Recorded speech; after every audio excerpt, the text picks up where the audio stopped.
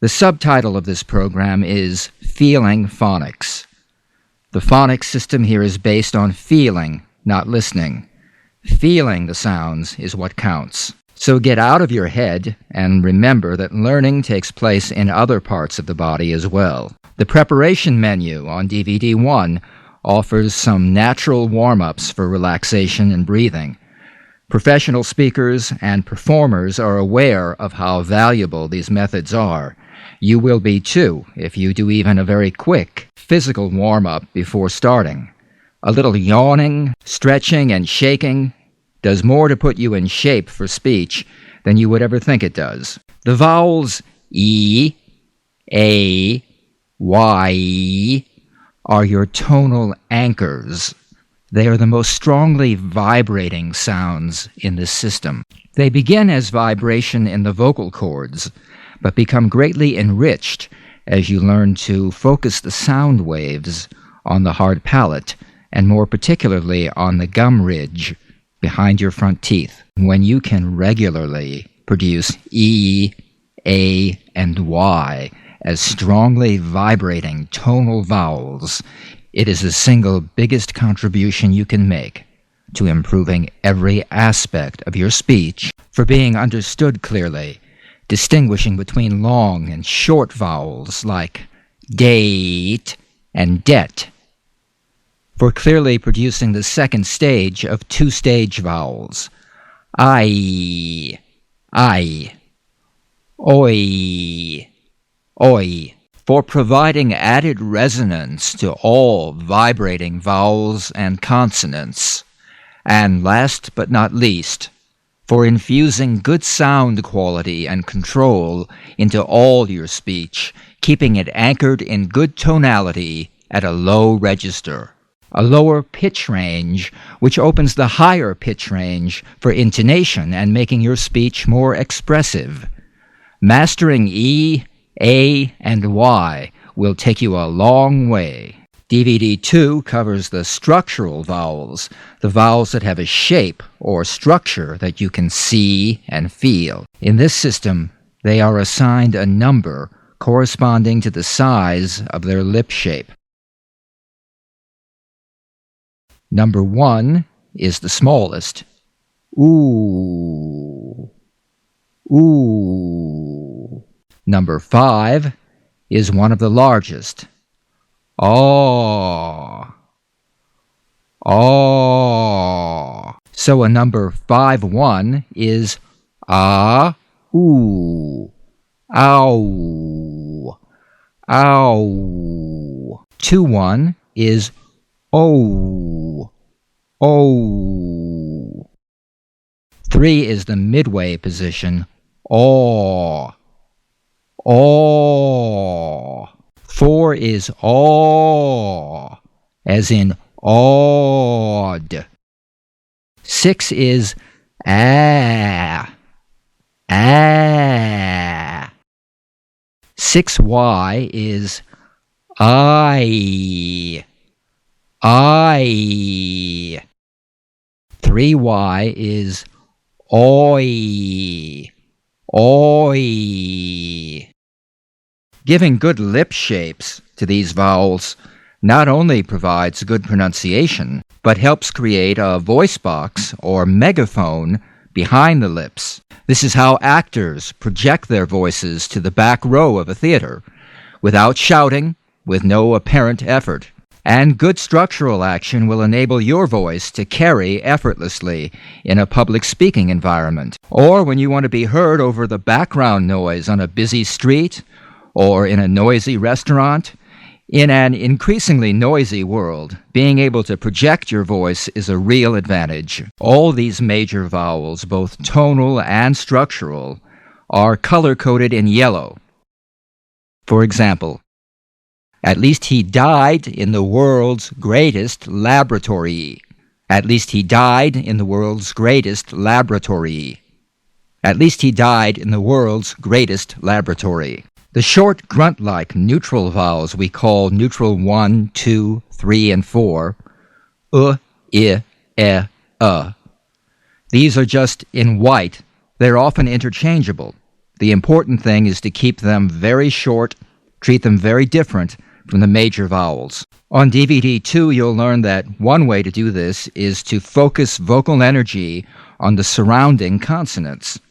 Play the consonants on either side of the neutral vowel and treat the vowel like it is the shortest distance between two consonants. For example, here's a sentence with neutral vowels I, Treat good, simple lesson, brother, as good, simple lesson, brother.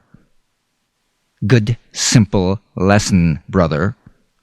Good, simple lesson, brother. Another technique, and this is specifically for foreign or regional accent reduction, is to color one neutral vowel with another, pronouncing took as tuck and tuck as took. For example, resists the tendency to slip into speaking a larger vowel. You will see exercises like this. The bull stood at the edge of the wood. The bull stood at the edge of the wood. The bull stood at the edge of the wood. The bull stood at the edge of the wood. And that leaves the less troublesome neutral diphthongs. Neutral diphthongs 1, 2, 3, and 4.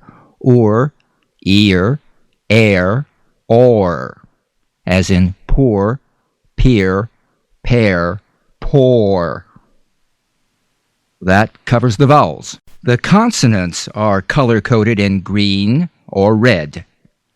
Green are the legato, sustainable, or continuant consonants, such as m, j, sh. Green for go. Continue the sound.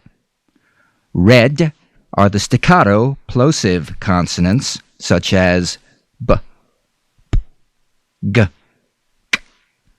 Red for stop. Feel the drum beat. There isn't a lot to say about the consonants' general dynamics, because each has its own individual characteristics, which you'll learn about on DVD 3. Generally, the green are legato or sustainable, the red are staccato or plosive. They are studied in voiced and unvoiced pairs, like the Z and the S, and the D and the T. Consonants are wonderful things, and they're generally underplayed by speakers who don't realize their great musical values.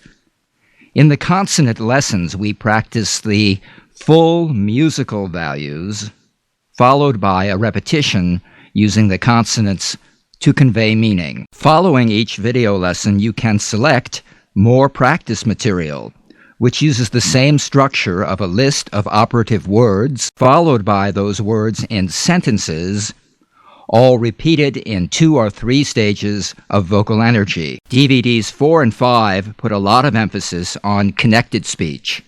Now you'll see a blue underline where words are connected.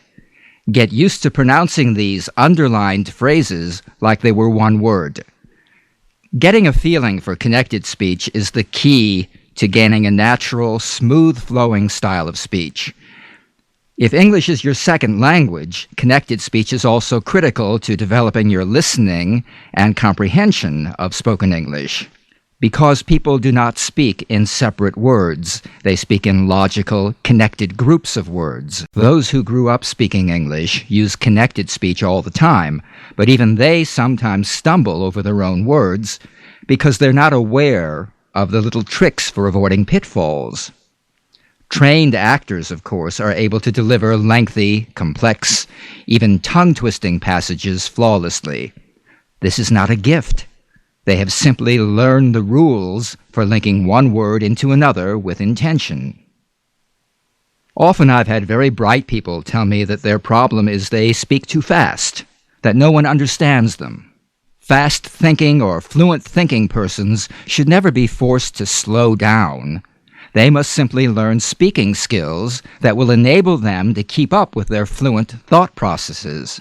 When they've learned to articulate their consonants and to link them together skillfully, their problem is solved. Intonation and rhythm patterns go a long way in carrying the meaning across in English. You can be speaking with perfect pronunciation, but put the wrong stress on a syllable, and your whole statement may go without being understood. Likewise, with how and where your pitch and inflections rise and fall, and the tempo rhythms of your speech. Americans are used to hearing a familiar pattern of music in their speech. When you've learned to use the American pitch patterns to call attention to the important words in your speech, you become immediately more understandable.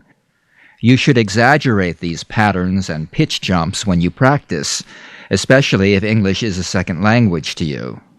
You may think you are using enough pitch when you are really using hardly any. When first learning these pitch patterns, it's better to overdo them until you really have some mastery. Later on, it will be easier for you to recognize the subtleties of intonation and how the same words can carry either a very precise meaning or even multiple layers of meaning. Remember, it's not what you say, it's how you say it. I always recommend watching news programs for intonation practice, particularly international news programs like those on the networks, ABC, CBS, NBC, or cable CNN. My favorite among the network news programs is ABC's Peter Jennings. If you listen carefully, you'll notice that his use of intonation is very colorful and very, very effective. Even better for intonation practice is listening to a good public broadcasting or PBS news program. These are widely broadcast on PBS radio stations, so you could even listen in the car. On public television, you have the News Hour with Jim Lehrer. Jim and his panel moderators on the program, as well as the guests on the programs, use a great deal of intonation to get their ideas across. They are really getting into more complex issues, and to be sure they are being understood by a general audience, they really have to use a lot of intonation to make those ideas very clear. But all of these broadcasters are professional communicators, and as you become aware of the techniques they're using, you can use these techniques to give your own statements a clarity of through line while you're developing well-focused arguments. One final note, watching local news programs may not be as worthwhile. Those people are hired for their looks.